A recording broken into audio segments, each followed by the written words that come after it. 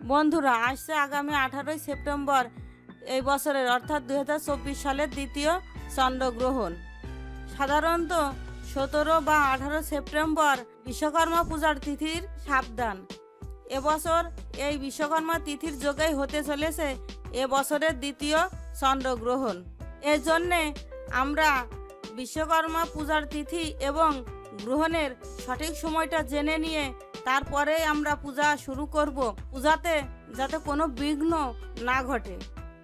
আমরা এখন জেনে নিব গ্রহণের সঠিক সময়সূচি। শুরু হবে সকাল 6:12 থেকে 10 মিনিটের মধ্যে এবং গ্রহণ শেষ হবে একই দিনে সকাল 10:17। 4 ঘন্টা 40 মিনিট ধরে চলবে এই সূর্যগ্রহণ। আমরা জানি গ্রহণ চলাকালীন সময়ে শুভ শক্তির প্রভাব কম থাকে এবং অশুভ শক্তির প্রভাব বেশি থাকে।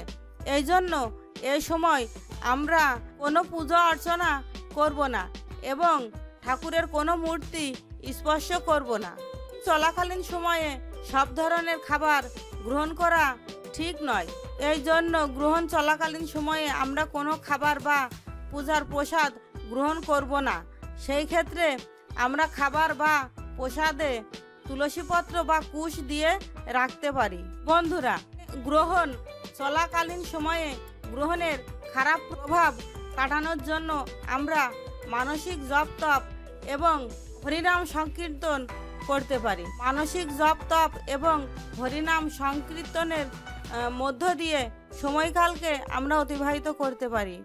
ভিডিওটি এ পর্যন্তই। সবাই ভালো থাকবেন, সুস্থ থাকবেন। হরে কৃষ্ণ।